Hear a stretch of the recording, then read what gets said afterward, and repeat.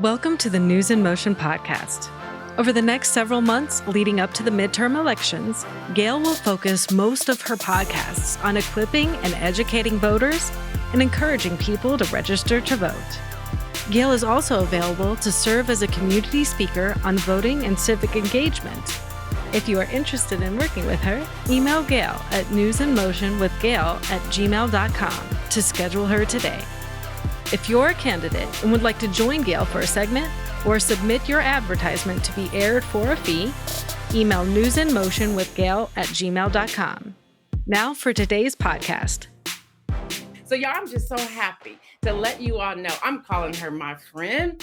Samara Bay is going to be joining us just in this moment. Y'all, I'm going to give you just a little bit. Her resume is so extensive. And trust me, you want to bring people on here. You want to say, y'all might want to check this out. Y'all, she is a speech and dialect coach whose clients include top actors in Hollywood and leading professionals in politics and business and tech and creative fields. She runs workshops and masterclasses for organizations and universities around the U.S. and abroad, including her alma mater, I can't even get that out. She's going to check me when she comes on here, I'm sure.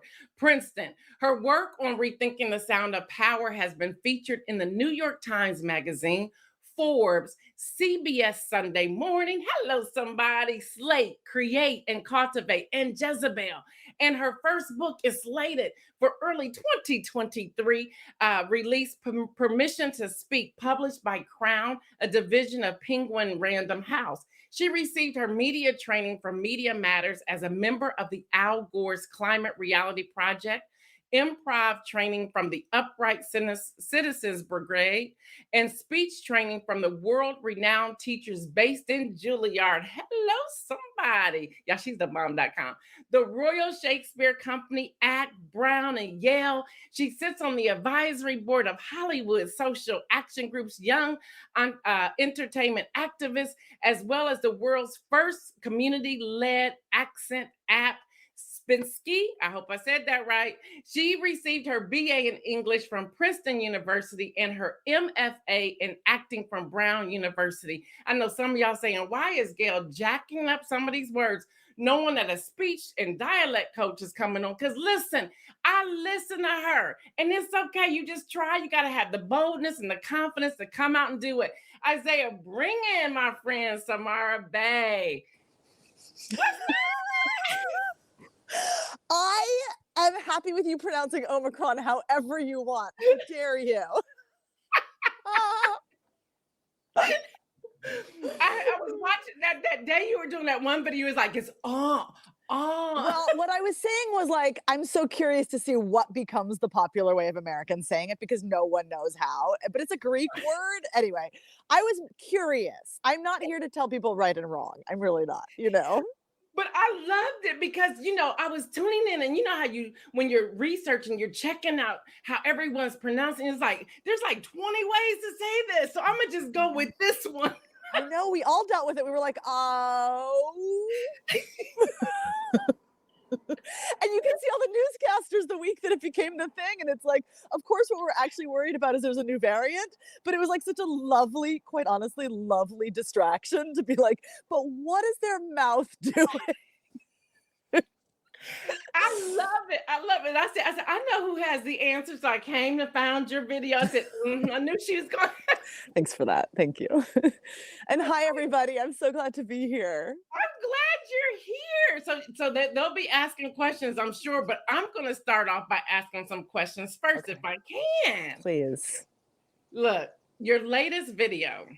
And since we're really into the season of going into midterm elections, I've been sharing with our viewers, our audience, about doing their research, attending town hall meetings, finding out the messaging, the clear messaging, and asking questions. So when we're looking at these different politicians, and it comes to the word trust, How do we know that we can trust somebody, whether they're political, politicians, a teacher, a doctor, whomever, based upon their conversation? And then on the flip side, how can we ask questions, or how can we state what it is we want to share? Take it away. Well, I'll answer that second one. How do we trust somebody? I mean, that's first of all, as a speech coach, not totally, I would defer to all of us to try to feel out how we trust somebody. What I'm interested in really when I coach people is that if they are trustworthy, by which I mean if they're actually a good guy, if they're a woman who is going to change the world, then how do you show up and make that clear? How do we signal that we should be trustworthy? And then, for those of us who are in the audience, to your first question, we get to just feel it out. We know, we pick up on stuff. That's why as a speech coach, I'm like, your audience is going to pick up on what you're, giving them. So like, be actually really intentional about it. And look, see, here's what's really happening. I have this background as a dialect coach, as you said. I've worked on a bunch of Hollywood movies. I've worked with a bunch of movie stars. It's been a fascinating and weird career, right? Like nobody knows the dialect coach. But around the time of the 2018 midterms, so 4 years ago now, I started getting involved with moveon.org, and they were looking for people like me, I guess. I was pretty surprised that they found me to help coach basically first-time female candidates for office. So people like, honestly, all of us who do not think of ourselves as lifelong politicians, who aren't actually asking the trust issue, right? I think the trust thing comes up when you're lifelong politicians and you start to have, your own interest at heart instead of your constituents. But a lot of first-time candidates, it's not that. They're like, oh my God, no one's going to step up for my neighborhood. I think it's me. And then what happens next is like, okay, well, so how do I be the loudest, most scaled up version of myself, but still authentic, right? Because we all know we don't like fakey fake. That just does not work with our audience. So I have to both like learn the, policy stuff, blah, blah, blah, but also this other thing. How do I show up when I show up?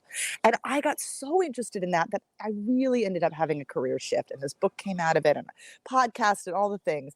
And I think actually now that I'm really thinking about it, it's not that unrelated to the acting stuff. I mean, it seems like they're two different industries, but when you think about, each of you guys here, when you think about when you watch a TV show or you watch a movie and you're like, you kind of fall in love with who you're watching. They have this like vulnerable moment. They tell somebody, I'm thinking of Bridgerton at the moment. Okay. They like tell somebody that they love them. That thing that they're doing with their body and their voice, where they are saying, I care. And here's how you know I care. My emotions are available. My pitch is going up and down. It's not monotone like I'm hiding. These things make us fall in love with actors, and they make us fall in love with anybody. It's the same things. If you show up at a town hall and you take a breath and you say, this is what I care about, we will fall in love with you.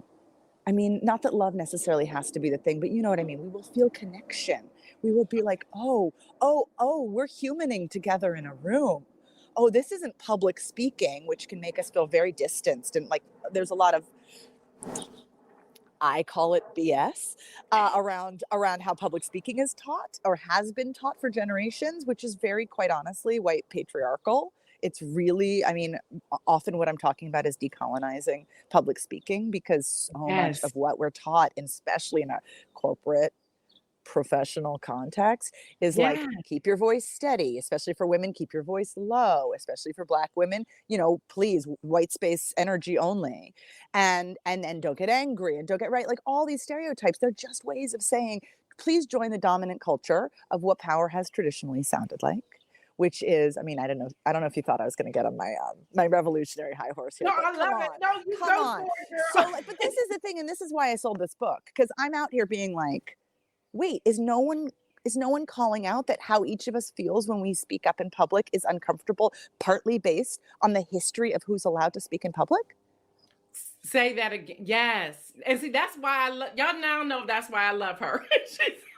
I mean, I was just like, kind of I'm shocked because, I'm relatively new to this industry coming from like the Hollywood world. And I'm like looking around at these executive presence.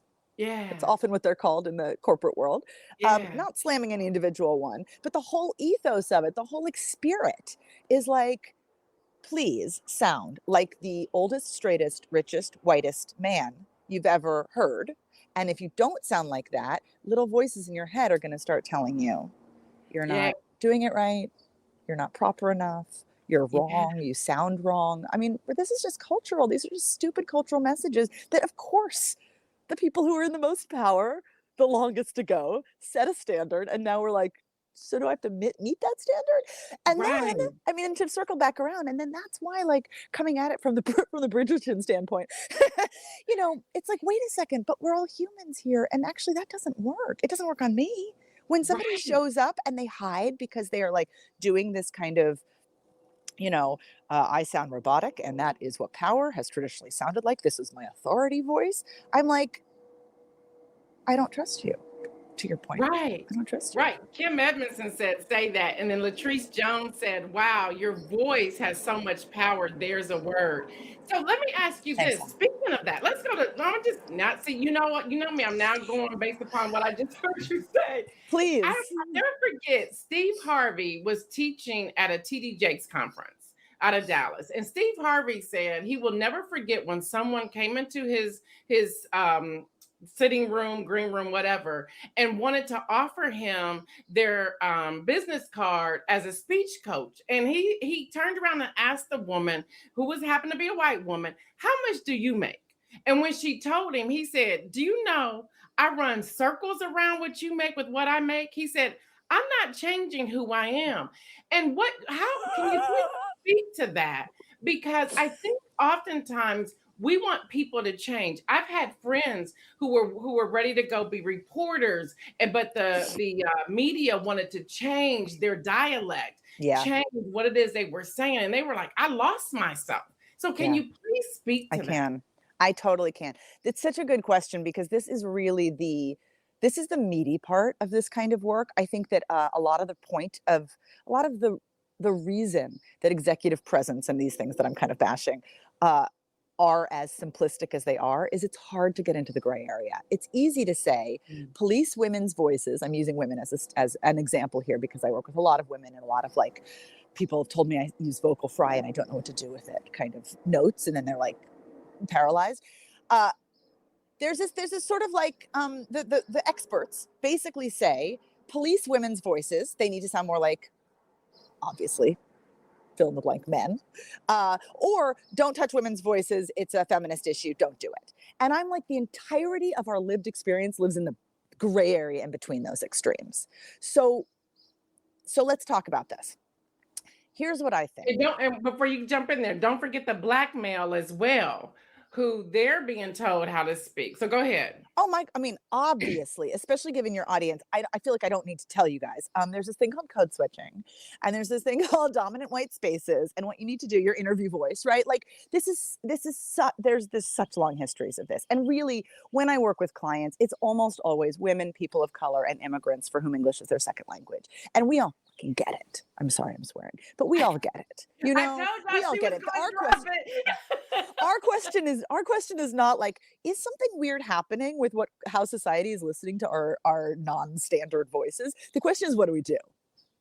So to your point and to the Steve Harvey moment, here's what I think. And I would love to hear from anybody else here.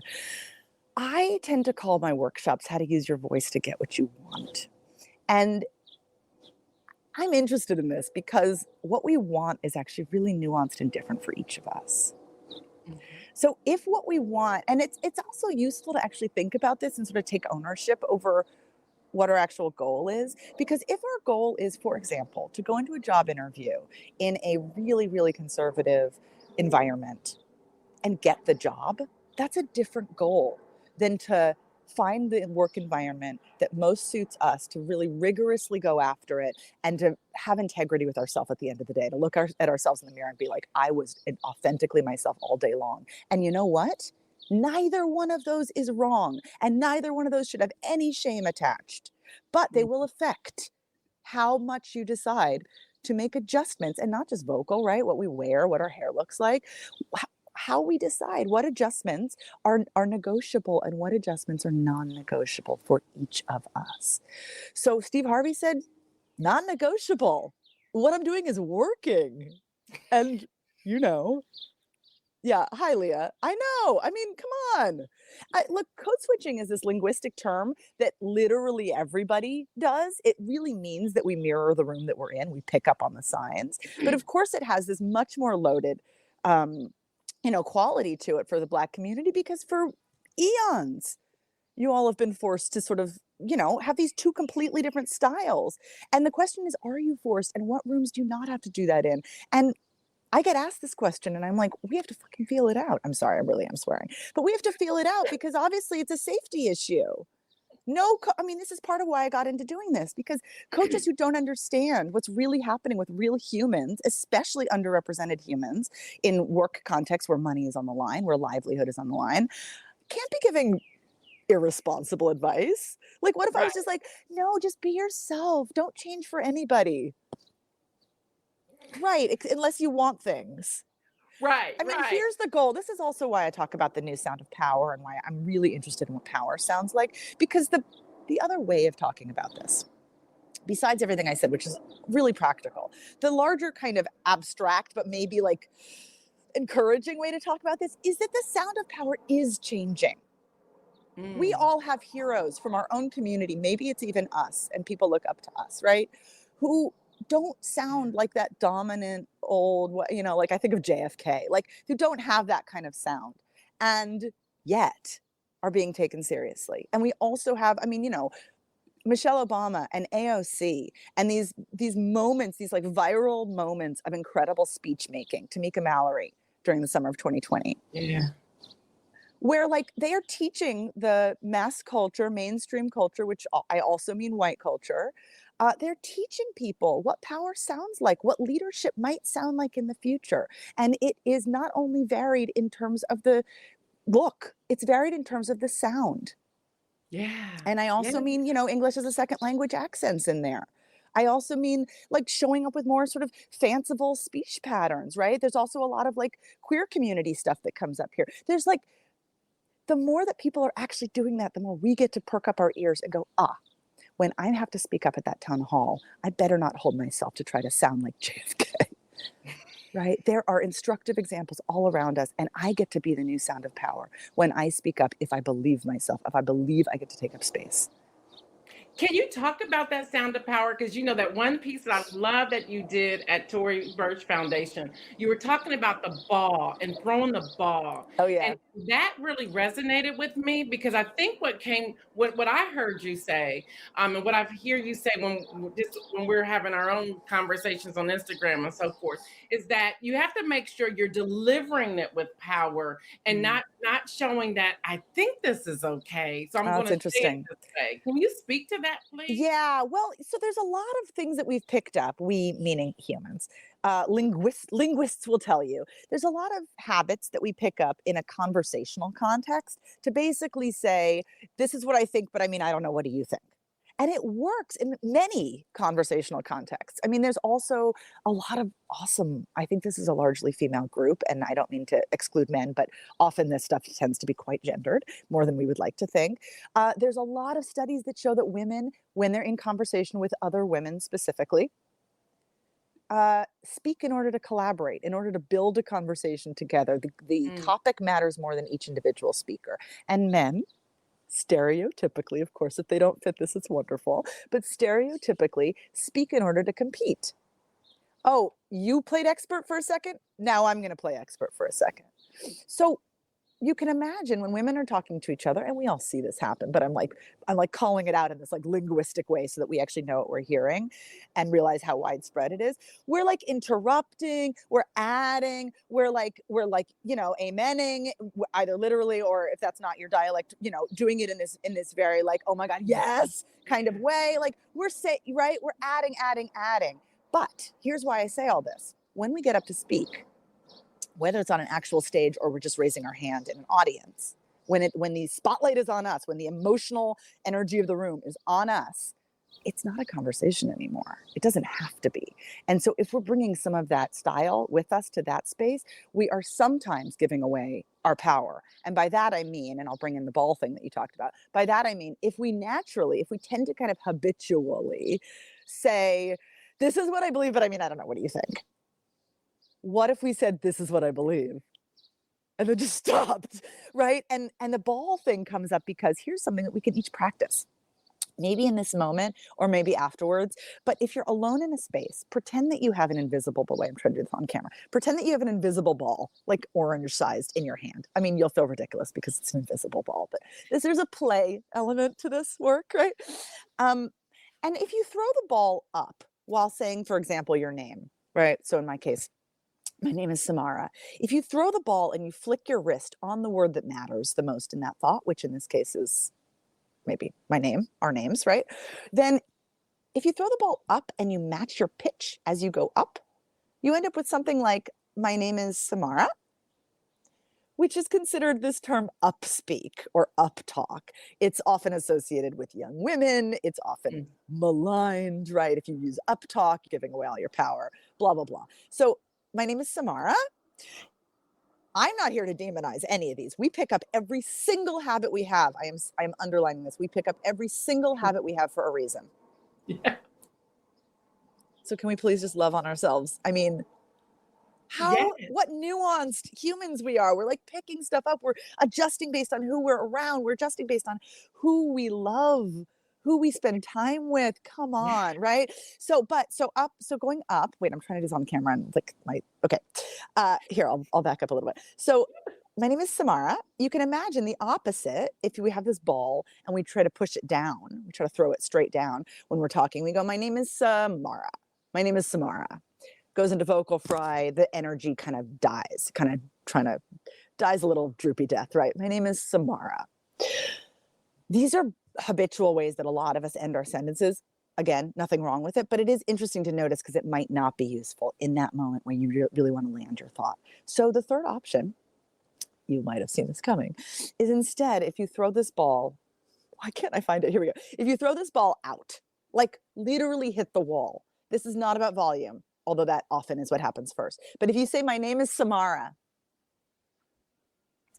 energetically, it feels sort of scary.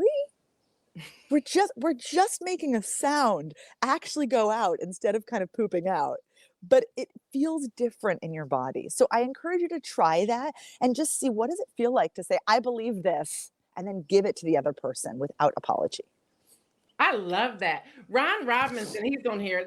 Kim Edmondson says, now we know how Gail has. If I do that, I'll go into the queen, But anyway, Ron Robinson, I want to go back and pull that. He says, I have always been told my voice is too loud and I am too direct. I was also told my voice sound intimidating. So sorry, this is me. So can you speak to that? And because I think sometimes, and again, Ron being an African-American male, we say, well, what do we do with this? But then we lose ourselves and we end up wearing all these different masks.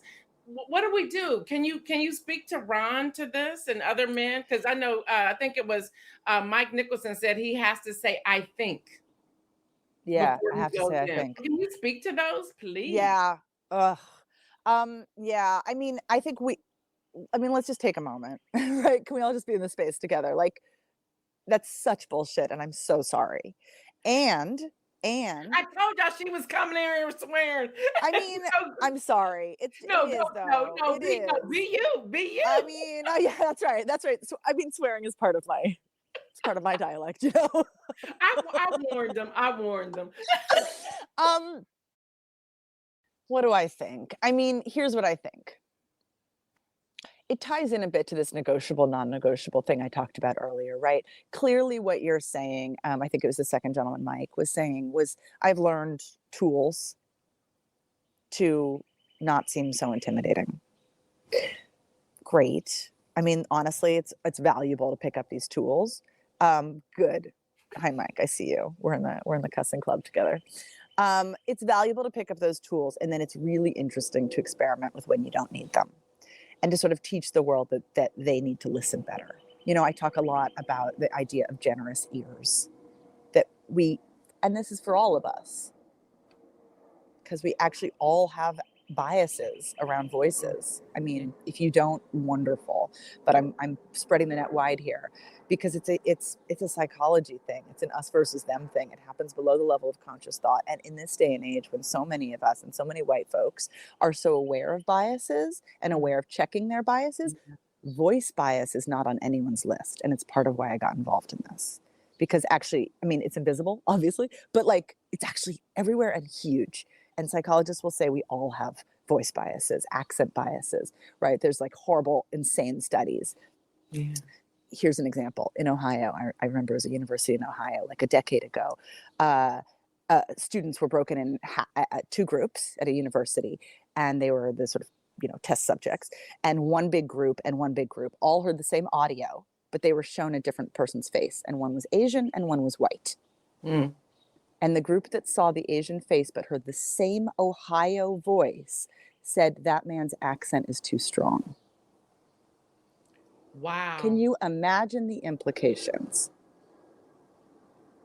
Wow. So this is how human brains work. So on the one hand, Mike, you are doing amazing work in order to, deal with the world we live in. And on the other hand, my book is called Permission to Speak. The permission side of it matters more than the speaking side to me. The question really is, what do we do to give ourselves permission to show up as ourselves in the space, and to know that doing so is a radical act? Mm-hmm. If it feels weird, it is, Yeah. So, I mean, there's no like, do this kind of an answer. I think that would also be really disrespectful, quite honestly. Like, I'm not, come on. I'm not that lady on the Steve Harvey show. Let's call that out. But I am here to say that, like, you have options. And one of the options is to conform to the room that you're in. You know this, right? And Mm-hmm. one of the options is experiment with rooms that feel, somebody asked earlier, but where are those rooms where I don't have to change? Let's make them, let's find them, let's talk about them.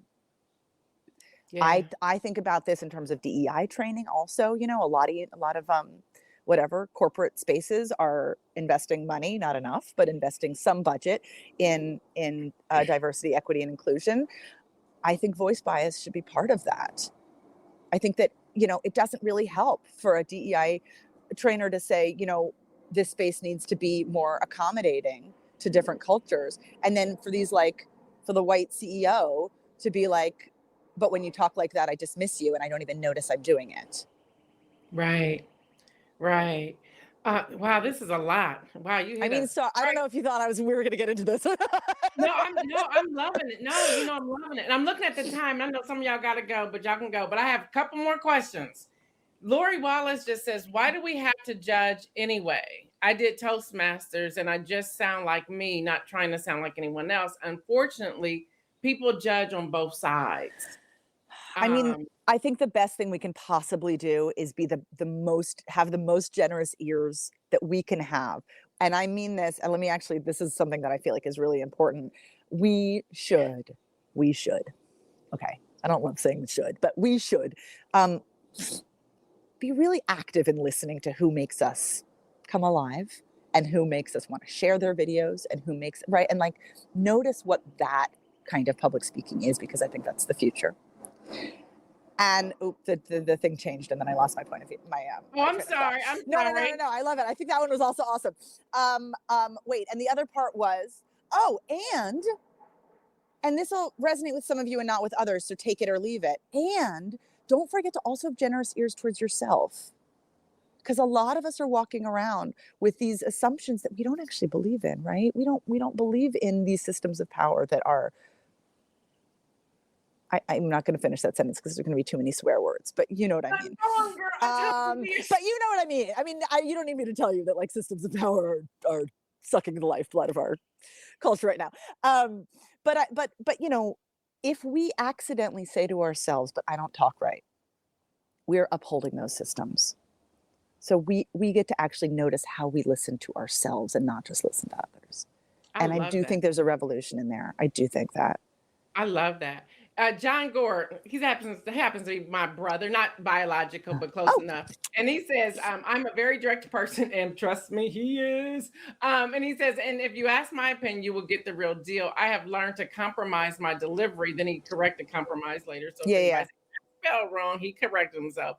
My delivery for the person to receive it without losing my intent. Okay. This is so interesting because here's the other thing. Thank you for that, John. You reminded me of something that I think is really valuable because I've been thinking a lot about this. That's actually part of human communication. Like sometimes we get resentful that we have to change up how we sound.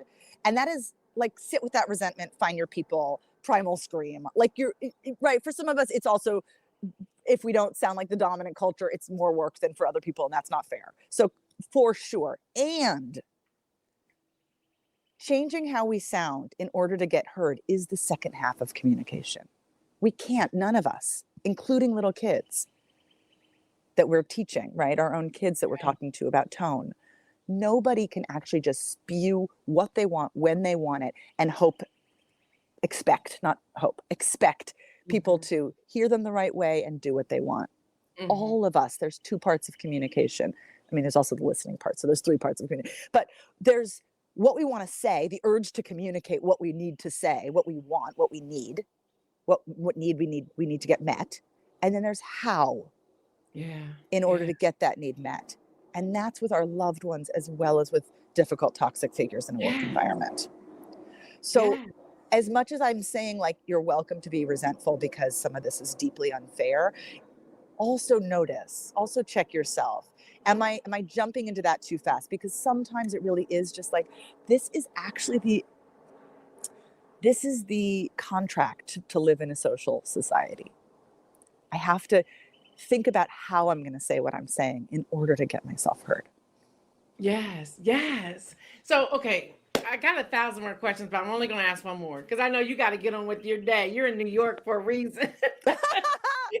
Oh, you guys, I get to meet my book publisher today in person for a first. I love it. And your book comes out again, what, 2023? Well, thank you for this. My book comes out early 2023, but it's actually available for pre-order right now on my website. So if you go to samarabay.com, there's this like pink banner at the very top that says pre-order my book. You guys could be some of the first people. It literally became available on the internet like this week. It doesn't even have a cover yet. But anyway, if you want to get in on the ground floor, I'm going to have to start like pushing the heck out of this pre-order link. Well, we're going to push it too. So here's a question for you.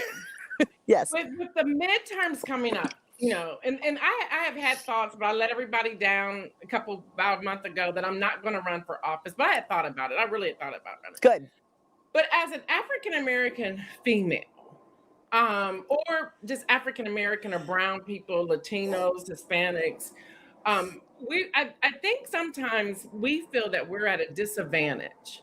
So we're always trying to, and you spoke to a lot of this already, but we're always trying to find the right words to say, or making sure that we are, that our dialect, even if we think about somebody from the South where they may say y'all, and we're like, oh, we're embarrassed, or they're going to look at us as being ignorant people. What's one thing that we can take hold of right now to have that confidence and that power and that authority that you're speaking of to say, I will not have this. I'm not going to let you steal the election. I'm not going to let you ignore the fact that we're traumatized from the Buffalo shooting on Saturday. I was sharing with them yesterday. I went to the grocery store on Monday and it hit different. It was like, I couldn't even be comfortable. I'm looking for places to hide or run, but I want to be able to communicate to my representatives about gun laws. And I'm not trying to take your guns, but there's a real gun issue here, and my skin matters, and my Black brothers and my Black husband and my Black son and my Black father, they matter. And I can go on and on because by now I'm very passionate about all this. Or when it comes to Roe v. Wade, or when it comes to voting rights, it's like, I'd be daggone that we don't have voting rights yet. So there's so much. So what's that one thing we can hold on to give us that power and that authority, regardless of our broken English or speech or whatever? Speak to that, please. Thank you. And I hear you. Here's two thoughts. as like a little bug comes by. I'm like, here's 2 thoughts. When you're about to speak, and this is really in any context, but especially when you're about to sort of hold somebody to account, maybe, or when you're going to talk about what matters. And this even works for pitching a thought, but there's 2 things that I think are really valuable to let your brain actually think about in the moments before. One is in the moment, I am talking about literally like as you're psyching yourself up so that you don't think, oh God, I'm going to fuck up. Oh no, this is going to go bad. Wait, don't do this. Don't do this. Don't do that. Any don'ts will just make you feel small and constricted, right? And obviously expansive is going to set you up for more success. 2 things. One, think about the people who love you, who get you the absolute most, who admire you, and let yourself feel like they are looking at you with that love and breathe that in. Right? We need to we need to connect back to our moments of power in the moment before we speak, to prime ourselves. That's what psychologists would say, prime ourselves to feel more powerful in the next moment. And I'm not using power here to mean, some sort of like perverted, like perversion of power that's like, I'm more powerful than you. I'm using power to mean the good kind, right? Like, how do the people who absolutely adore you look at you? Bring them with you into that moment right before you speak, so that you're not thinking my English isn't good enough. You're thinking, I'm good enough for them. Yeah. They see me. That's thing 1, sort of a mind hack, right? But like, don't skip it. I do the same thing right before I speak. Anytime I have a few good moments that I just think of and I breathe them in and I'm like, oh, okay, I'm ready. It's so much better than the mean things we can say to ourselves in those moments before. That's thing 1. Thing 2, here's what matters more than being, I'm going to use a heavy word, articulate. Here's what matters more than being articulate. Saying what you care about like you care about it. Saying what you care about like you care about it. So that means letting yourself breathe. Another super practical tip, but most of us take too shallow of breaths. So it's just our chest and we feel panicky, right? Take a breath as deep as possible and talk to the person that you're about to talk to. If this is, say, a town hall situation, and you can even say out loud to trigger yourself to remember, oh, this is a thing. Say out loud, here's what I care about. And then fill in the blank thing and be as clear and simple as possible. Simple language wins. I always reference Barack Obama's Yes, We Can. Come on. Yeah. I know we all know that he has amazing, big multisyllabic words, but the moments that stick are the moments with single syllable words where he says what's true. Say what you care about like you care about it, Kim, right? The like you care about it is the hard part, because our entire society is set up to teach us from an early age to kind of undercare so that we don't overwhelm people. Or in certain cases, if you work in a service-based industry, to overcare, to pretend that you care. Oh my God, can I help you? Right? Which is just equally fake, but too much or too little. But to actually care the amount that you actually care, to say this matters to me, to show up to this phrase I used at the beginning, to really show up when you show up, is about this. It's about how do I actually, how do I not hide vocally? How do I not go monotone? How do I not get too, I don't know, it's not about me, like sort of this sort of physical hiding thing, but to say, hi, I'm here. Yeah. And I care.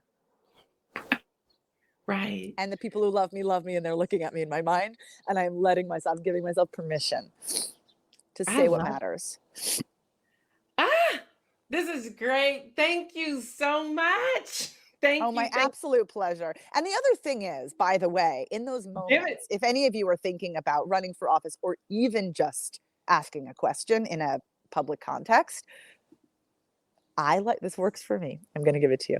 I like to think of this as a leadership moment. Asking a question in an audience, the energy is on you. You get to model what leadership should sound like in that moment. And don't go thinking that means I have to sound like JFK, right? What it means is, what do you want leadership to sound like in the future? How diverse do you want it to sound? You get to represent that in that moment. And that's where we're talking about a revolution. It is a radical act to show up lovingly as yourself and say what matters to you like it matters to you. Yeah. Mike Nicholson, my friend, who's in a great position here in Columbus, says, I need her info for my job, Gail Dudley.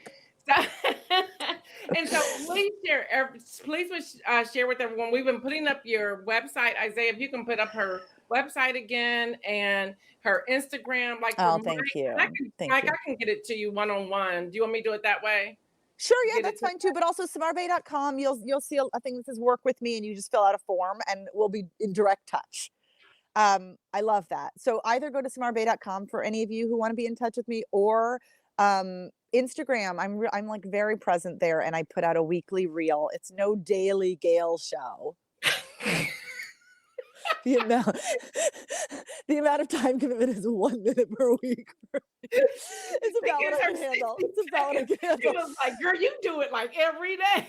But I will say that doing these weekly reels has been really valuable, and the interaction with the community, I just feel like it's a real like servant leader role I'm stepping into. And for all of us, obviously, I'm encouraging us to sort of think of ourselves as leaders right where we are.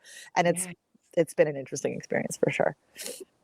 I'm so excited. You have no idea. You knew I was excited even before today. I actually reached out to her yesterday. She was getting off the plane in New York. That's right. And you were saying that you were thinking of lunch, and I was like, girl, it's almost dinner here. I mean, what is time? If the pandemic has taught us anything, it's taught us a lot of things. Time is a construct.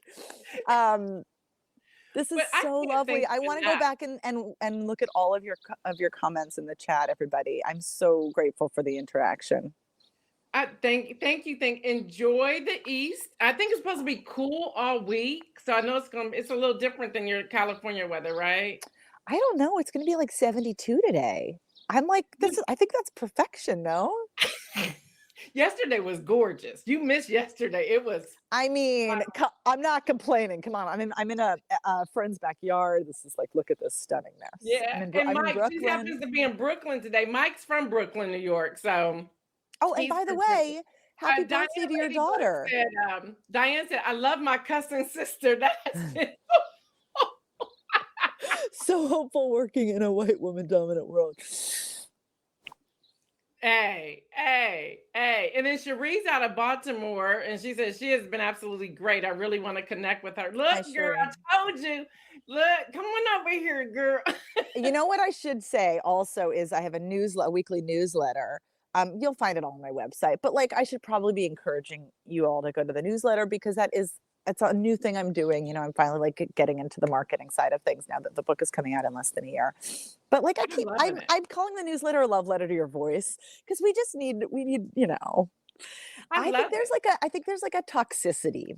I think that like white supremacy and patriarchal BS has led us all to have these like toxic things with our relationship to our voice. So we're detoxing. That's what we're doing. I love that. Can that be your Tuesday video, detoxing your voice? I mean, it's a kind of a massive topic, so I'm not sure about the 1 minute version of it, but like, I'm taking that. I will figure out what to do with it. Oh, by the way, also, I really do talk. I am absolutely open to what my Tuesdays should be. So please, for anybody here, if there's something I didn't cover that you're like burning to ask, send it in a DM and it might be next week's reel. I'm very grateful for prompts. Look, and then if anyone is looking for a speech coach, they can contact you through the website, yes? Oh, yeah, for sure. Okay. I'm not doing a huge amount of one-on-one coaching these days, but you know what? You might just get me. Right. No, you're right. So listen, what we're going to do, and I'm making a commitment to you right now, I'm going to start pushing your book every week right here on News in Motion, because I want us to all get it, and I want us to all be able to, the first of the year, to do a book discussion around it, because I want us to continue to empower our community. Everyone, we're not going to do an inspirational message today. My inside person told me no, because this has been just way too good. And I agree with them. That She would be means I talk too much. She means I talk too much. No, not at all. No. I want us to. I have nothing to add. I think you've given us inspiration today. And I don't really even want to sign off now, but I know you have to go about your day, and I have to go about mine. But this is, and I can feel myself getting emotional. You are amazing. Yeah, and I do it anyway. Thank you. By the way, getting emotional is one of those signs that you are talking about what you care about, like you care about it. Yeah. And it should not. We should all, again, there's that should word. It's just an offer. It's just an offer. Yeah. Let's love on our emotions. Yeah. We all know that there is like sort of inconsolable sorrow. I'm not saying we need to be endlessly sobbing, but I am saying when we get those emotional hits, can we maybe just decide to not be embarrassed about it? Because when you embrace your emotions in public, you are allowing us to. Yeah, and I agree, and thank you for that, because I'm just like, wow, the fact that you would even want to join us and give us those amazing nuggets, or like, yes. I mean, y'all You are my landed people, though. You guys are my people. Like talking about this stuff, I don't really want to talk about it to people for whom it doesn't seem like it's that relevant. Yeah. Right? Yeah. Yeah. When this stuff feels like life and death, or if we don't want to get that dramatic, it feels like something that actually that's actionable, that we can actually like think about on a daily basis to give ourselves more sense of permission so we can step into the magnificence that we are. I mean, why else am I doing that? Like we gotta just do it. We gotta just like get louder. And I don't mean volume. Yeah. Volume is totally fine. But I mean, we've got to like take up the space we deserve. Yeah, I agree. So I'm forever grateful that you've joined us today. Have fun in New York. People are in here saying thank you, and so we're not going to pull them all up, but many people are saying just love you, Gail. Yeah, I love y'all too. Embrace your emotions. That's right, Lori. Thank you for that. Yeah, Lori's saying embrace your emotion. People are just saying thank you in here, and that emotions are also sorry. I'm just getting excited. Emotions are also enthusiasm, right, and hope. So like when we say embrace your emotions, it doesn't just mean cry more, right? Anger, right? Fire. There's so much cultural shit around this stuff, but if we embrace them, then we're also saying like the thing I am feeling is the correct feeling in this moment. Yes. Including enthusiasm, including I'm truly excited, because so even that we have these voices in our head that are like tamp it down, you're too much. And that's true. And I've shared before, and I think I shared this with you, even growing up in elementary school, junior high school, the thing that I was always getting in trouble for was speaking and talking and running my mouth. But now look, that's right. And just think how they could have really just put me in a shell. But I'm glad I kept fighting to get out because of the gift I believe it's a gift that I have. So no, and that ties back into, I think it was Ronald earlier who was talking about always being told that you're too loud, right? Right. Welcome to me. Mm-hmm. Welcome to me, Some of it, right. I mean, the true answer is sometimes if we get told that we're too loud our whole life, it does mean that we're actually not filling the space. We're filling a little bit bigger than the space. So like, you're welcome to be discerning. What would it be like to be a little bit gentler with my sound? What it's fine. It's fine. We can continue to sort of adjust, but it's also, it's maybe just welcome world. This is me. Yeah. Love it. Too bad I can't jump on a plane and come hang out with you, or you come through Ohio, but we're going to meet up. Life is long. We'll meet up in LA or somewhere. I'm so glad you connected with me. And honestly, I'm so honored to be in this community. So thank you all. Thank you. Have a great day. All right, y'all, we're out. Let's go.